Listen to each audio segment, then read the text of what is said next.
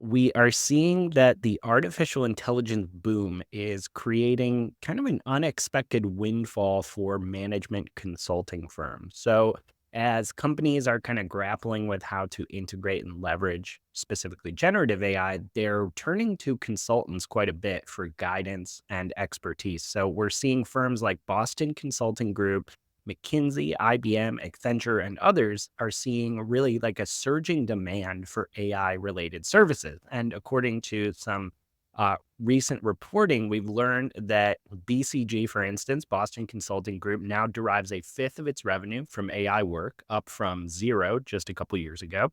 McKinsey expects 40% of its business this year to be AI related. IBM has secured over $1 billion in AI sales commitments, and Accenture, which we have mentioned before, booked $300 million in AI sales last year. So there's not a ton of specific details on exactly what services they're offering, but some of the ones cited in some recent reporting say that the work is diverse and kind of totally depends on the customer. It spans things like regulatory compliance, AI for customer support, establishing guardrails for AI use, and much more.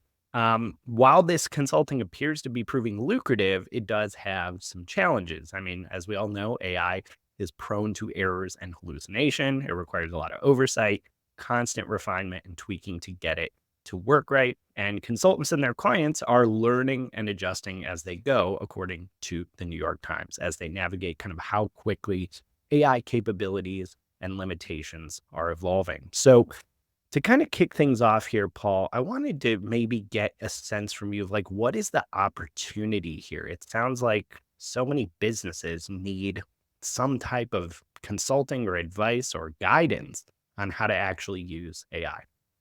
Yeah, I mean, we certainly see it ourselves. And so we did talk about, I think you referenced this, but so episode 91, if you want to kind of backtrack and go deeper on this, if you're in the consulting business or you have an agency or maybe you're on the brand side looking for consultants.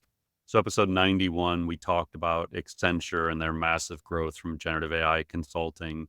And then episode, what is this, 81, we talked about Publicis Group and their Mm, kind of vision for where they were going to go with AI consulting. So we see it, we hear it every day. I mean, we talk with big enterprises every day that are looking for guidance, trying to figure out their roadmaps for generative AI, trying to put policies in place, change management that comes around education and training.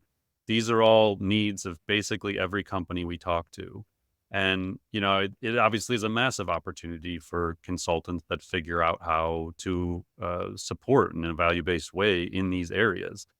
The thing that I find so challenging right now, so like I mean, just this week I have 3 talks with big enterprises. Every one of them is unique, but they're all dealing with the same challenges. So different industries.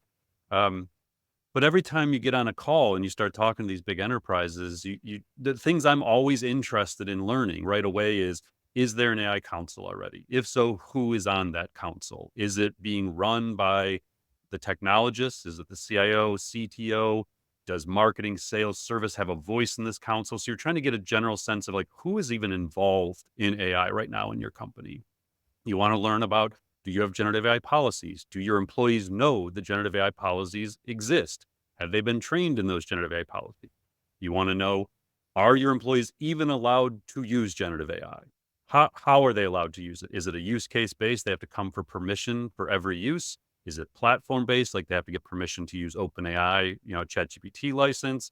Do you have Copilot or Gemini? Are those licenses distributed? Like Eh no organization is the same right now, and Mike, you've done this too, like, you go and you have these conversations, we go in and run right. workshops, we do talks, you meet with the executive team, and I just think that there's this tendency to overestimate how far along companies are in this because, again, having talked with dozens of these, Fortune 100 companies, they're just not that far along, and in many cases, I think it kinda comes down to a bottleneck where the technologists in the company are controlling the AI, what people are allowed and not allowed to do, and so it's not decentralized where people have the freedom to kinda go and experiment. Um, and then I just think there's just a lack of AI savvy talent within the organizations at the business level. So I'm a big proponent, and I know, Mike, you and I have talked about this before. I don't know that the CTO, CIO should be running the AI strategy in a company. Like, they obviously have to be intimately involved. They have to have a massive voice in it. But I think that by allowing the technology arms, the information technology arms of the companies to control AI and the roadmap and where it goes, it just unnecessarily slows things down because their number one priority isn't finding business use cases for this stuff. They're not proactively going to be seeking the ways to drive productivity and efficiency and innovation, where like a marketing or a sales or a customer service may be focused primarily on those outcomes. The other side has to focus on, yes, those outcomes are important, but not at the risk of data and privacy and regulations. And so I think that you just need all those voices in the same room. So from a Mm, consultant perspective, they need help figuring this all out. They need the third party, the objective third party, to come in and work with the different stakeholders in the organization, balance the need to adhere to guidelines and regulations and protect data and privacy with the opportunity to innovate and reimagine what's possible in the business. And we have to have both sides of those conversations happening simultaneously. So I think the consultants are needed many times to come in and figure out what is just our large language model strategy. mm, What platform are we using? What are the priority use cases that we can get value from right now? How can we look beyond efficiency and productivity into innovation, new markets, new ideas, new products? What do we do with change management? What do we do with education and training? Like, it's very hard for existing teams within organizations that all have full-time jobs to figure all of this out when they themselves likely have no formal training and a deep understanding of AI. So I don't know. I mean, that's kind of at a high level how I think about this. Do you see anything different, Mike? I mean, again, you're having a lot of these same conversations I am. no, I was gonna say, I think, I'm not deeply, deeply familiar with kind of the big 4 consulting firms, but I think they sometimes consulting firms of this caliber get some flack because it's like, "Oh, okay, we're gonna hire some consultants to come in and tell us what we already know about our business." That's perfectly valid, I'm sure that happens, but I do really see such a need here for experts showing people what's even possible in the first place, because there really is this huge, huge awareness gap of not only how to do what you suspect AI can do for you, but also not even thinking about all the transformative opportunities and different roles, the impact on different careers, career paths, jobs, and overall business transformation. So I just see like a rabid need here for any type of guidance. I mean, we see it every workshop, every talk we do. People are so desperate for just like some guiding light through some of these processes. Yeah, one of the thoughts I always have is like when I talk to these big enterprises, I feel like there's this paralysis where they just don't move forward because they're trying to solve the big issues. They're trying to solve the major platforms. They're trying to solve all these sort of macro level things that touch every part of the organization. And they lose sight of how much value can be gained by unlocking single use cases Mhm. within teams or within individuals. And so and that's why one of our, most popular workshops, the applied AI workshop we run, is literally just get in there for 3 hours and teach people how to identify use cases so they can unlock an hour here, 3 hours there, 5 hours there.